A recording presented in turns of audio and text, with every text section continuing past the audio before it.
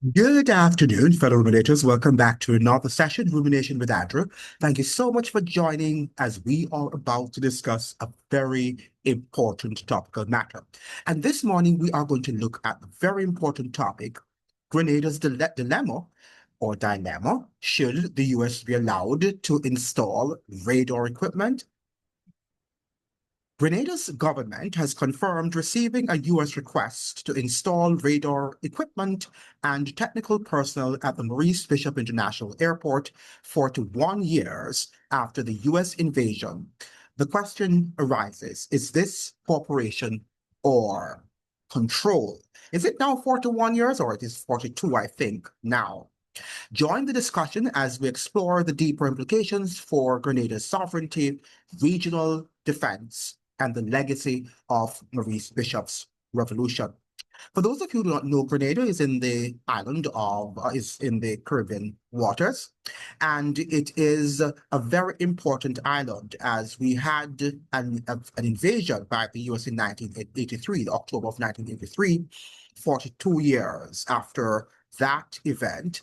Maurice Bishop was a revolutionary, was a Marxist revolutionary who believed that he should not be compliant to US hegemonic power.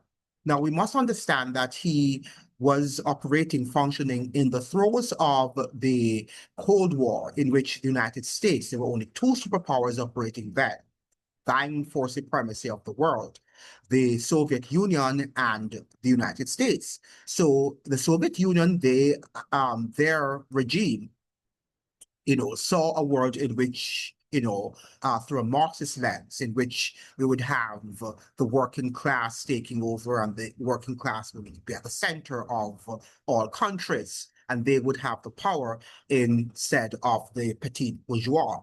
Now, the petite bourgeoisie. Now, we have to understand that that was a very different time than the times in which we currently live. We live in a situation in which the United States emerged after the fall of the Soviet Union in 1989 as the superpower of the world. Now, there are individuals who say that we're living in a multipolar world because we have the likes of China, Russia, and among other countries that are, I would not say vying for supremacy, but they are options to the US hegemonic power. Now, the world in which we live is so much different from the world of yesteryear under the Cold War, during the Cold War. Because when we think about China, for example, China was propped up by the United States itself, and many of US corporations are there. So often when we talk about China and Russia, I find it very glaringly hilarious. And I'm wondering if we study our history, if we're aware of the history, if we are connecting the dots as we ought to connect the dots, and are we recognizing in the world that we live what we have or what we are witnessing is the consolidation of powers. So power systems are consolidating. Now you have the various family structures, the 13 families that control the world. Okay, they're the ones now, they're vying for supremacy. And they are trying now to pool their resources to see which of their which ideology is going to reign supreme. Now, we have other global influences such as the Roman Catholic papacy, the Vatican papacy, the Jesuits who are involved in this vying for supremacy. Many people think that it's the Jews, it's the Zionists, but the Vatican papacy controls all of these people. And one day I am going to try to bring somebody on the platform to allow you to understand who controls the world. The Jews don't control the world, and it would be very stupid for you to think that the Jews control the world. The Americans and the Vatican control the world. America, because of its military superiority over all nations. Remember now that the United States invests in its military more than all industrialized nations combined, including China, Russia, Iran, all of these nations, Japan, okay?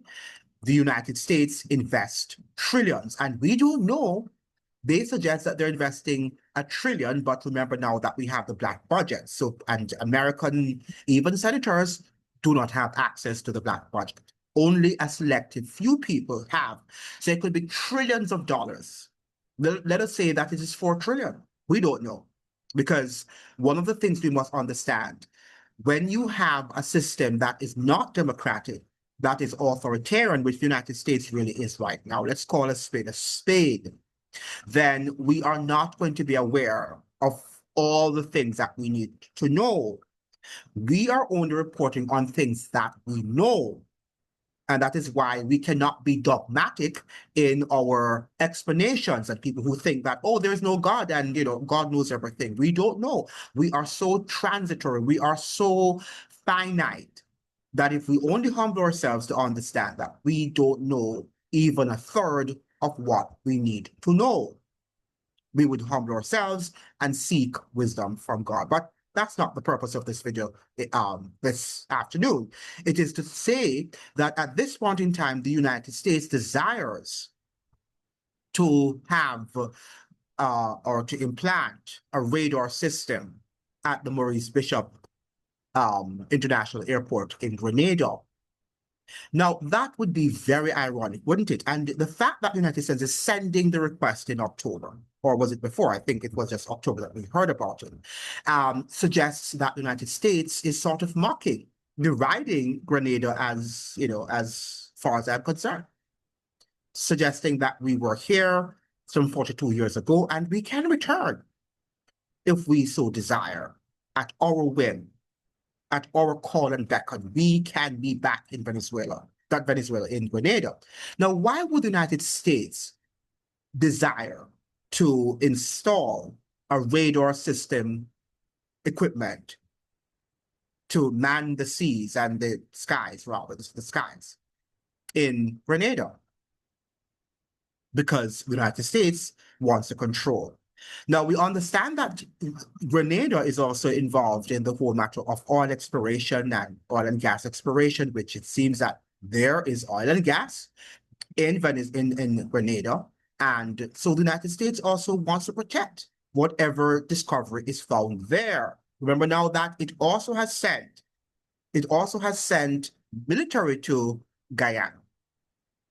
Is it whether the Navy or the military? I can't remember which it was, but it was the United States sent security personnel to man the oil wells of Guyana, the oil and the gas wells of Guyana, because the United States is very, very adamant that no other power is going to arrest the natural resources of the region, the Caribbean and Latin American region. So that is why it has sent those Marines to Guyana. Now we're hearing about Grenada, and the Grenadians, I'm sure, don't know what to do. Okay, do they? Now, we have here in a paper that was published by nowgrenada.com, I think that's their paper, the Ministry of Foreign Affairs, Trade and Export Development confirms that a request for the temporary installation of radar equipment and associated technical personnel at the Maurice Bishop International Airport was received from the government of the United States of America. The Ministries of National Security, Legal Affairs, and Foreign Affairs are carefully assessing and reviewing the request in technical consultations in cooperation with the Grenada Airports Authority and other relevant agencies. At this stage, the government of Grenada is carefully reviewing the request in accordance with established national procedures. Any decisions will be made only after all technical and legal assessments are completed. We wish to assure our citizens that any decision taken will be guided by Grenada's sovereignty. They always like to tell us that we are sovereign. And we know that we're not sovereign, but they have to sort of placate the emotions of their citizens. Public safety and national interest, including the protection of our tourism industry. By the way, who controls the tourism industry? Who controls the tourism industry of these countries? Not Grenada, I'm sure. Not Jamaica, I'm sure. Not Barbados, I'm sure.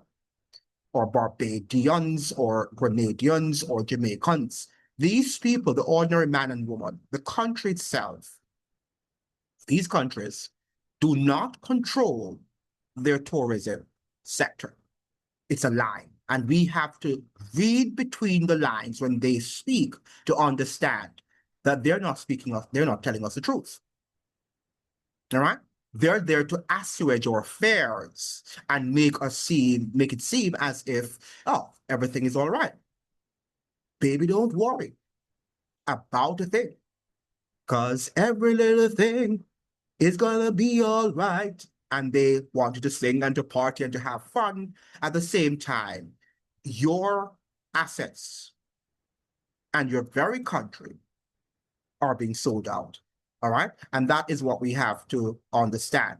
So the government is trying now to allay fears by saying the protection of our tourism industry, the traveling public, and the country's economic well-being. Well, the fact of the matter, when you talk about the IMF, are they concerned about the country's well-being, economic well-being? They're not. They're there to induce economic chaos. That is what the IMF is sent there to do. So when they're telling us that they're protecting us, they can't protect us from anything. Because one of the things that is very interesting, and I was reading the Trinidad Guardian this morning, is the fact that whenever you see these oil and gas agreement, the IMF is going to be present very shortly. And I'm hearing from I think is an economist in Trinidad that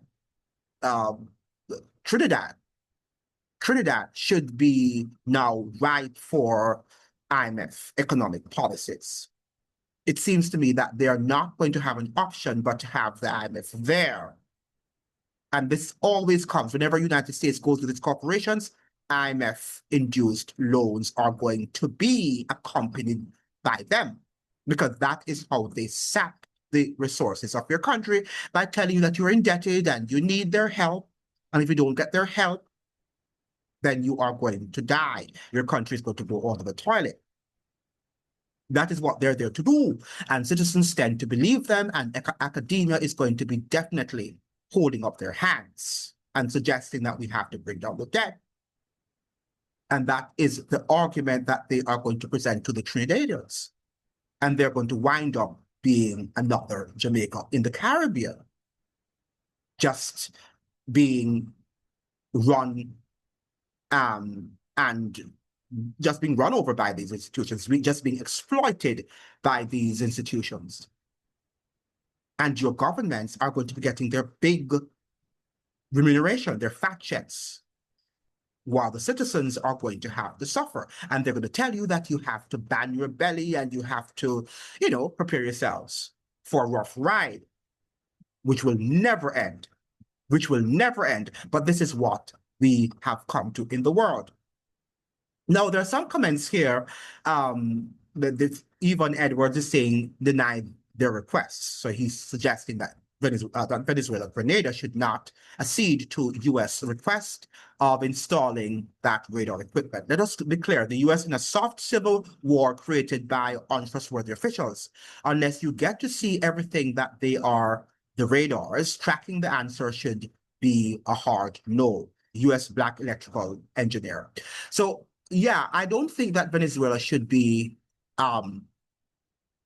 acceding to this request. But again, if they don't, we know that the United States is going to slap tariffs and slap economic sanctions on the island, including the restrictions of visa.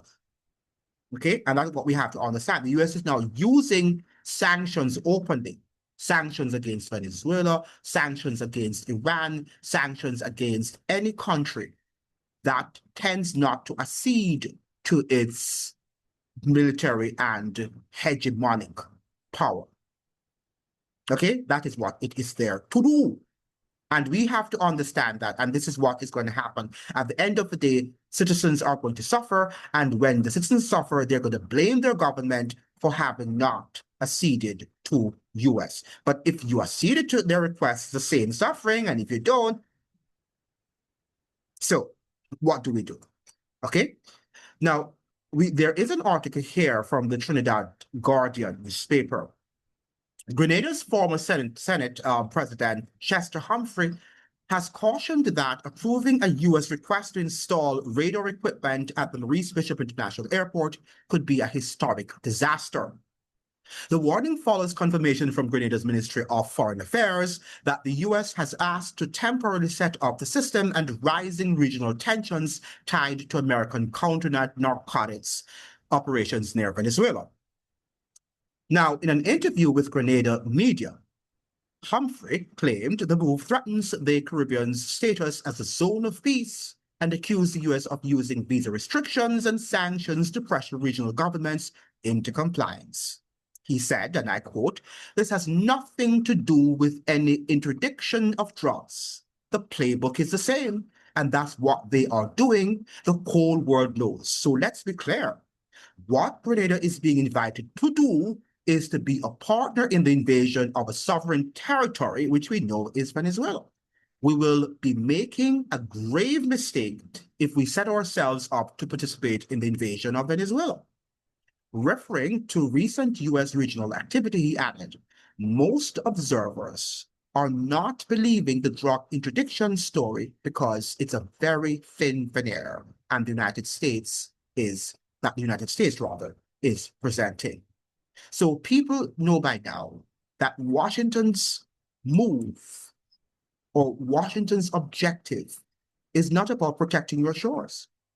Washington's objective is using these Caribbean countries as a base to attack another sovereign country or to protect its economic and military interests. And when you have these radar, when it goes there, if it does get the radar equipment installed at the Maurice Bishop International Airport, after that is done, if it is done, I'm sure it's going to be done because threats are going to follow. Okay, and propaganda will be accompanied by the threats. And people love propaganda, as we saw during the health emergency 5 years ago. You believe what you hear from these, media reports, and you love to join the crowd. Whatever the crowd says, you're going to join it, and you're going to be a part of that crowd. Who can't think? Okay, so Humphrey also criticized Prime Minister Kamala Harris' cooperation with Washington, saying she's offered up Trinidad and Tobago at their disposal. He went on to note that some people are questioning her stance, adding, "People are saying, oh, Kamala Harris may end up being the survivor in all of this. Is she a traitor to the cause of sovereignty and Caribbean independence, or is she the survivor, the smart one in the room who's getting into bed with the United States, given that country's power?"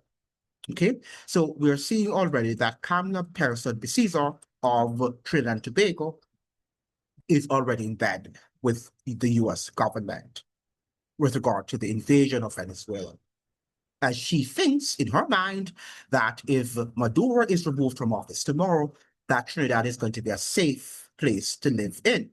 It's going to just eradicate, it's going to magically remove all of the problems that she's facing in Trinidad, particularly as it relates to crime and violence and national security. I have never heard anything as asinine in my life.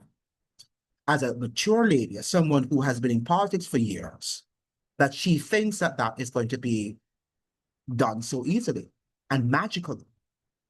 That is wishful thinking, and it's bordering, if not delusional thinking. So I would like to know from you, if Venezuela, and keep on saying Venezuela, if Grenada accepts this request to install this radar equipment at the Maurice Bishop International Airport, the consequences are going to be dire. And the more Caribbean countries accept U.S. requests for whatever that it wants, it's the more the United States is going to set up military bases across the Caribbean region. So it's Grenada today, Trinidad tomorrow, or I should say Trinidad today, Grenada tomorrow, and Jamaica next week or next month. Okay, that is how the system operates. That is how it's designed. Right now, we're in the throes of a war where the UN security forces will be sent to Haiti. And I'm sure Jamaica is going to be involved. And the United States might request military bases there or a military base here or there in Jamaica. Okay, because that is going to be a nasty battle too. Okay, so we are caught up. The Caribbean is no longer a zone of peace. Right? The Caribbean region now is no longer a zone of peace. It's a zone of war. And that is what it is about. It is now a zone of war. It is no longer a zone of peace. And we are going to be caught ablaze. And the stability that we enjoyed, even though we had problems, and we are going to be looking at the crime and violence that we have, even though it was horrible and horrific, we are going to look at that as the glory days. Even though it doesn't sound well to you, yes, so what is he saying? Yeah, we're going to look back at what we have now, in which we were enjoying relative peace, and what is going to be the future under US chaos and military occupation. We are going to see the distinct difference. We are going to also suffer the consequences thereof, and we are going to be living nightmare in a zone of war, as we see happening in Gaza and other countries. I hope you understand. I hope you are beginning to understand the implications of US hegemonic power in the region known as Latin America and the Caribbean. Thank you so much for joining. I hope that you'd like, share, and subscribe. Like the video so the videos can be shared with as many people on the platform. And for those of you who'd like to make your monetary donations, you can send it to my Cash App, and that is $MZTUCK9. $MZ or MZTUCK, that's stock 9. See you in another video. All the best to you. Ciao.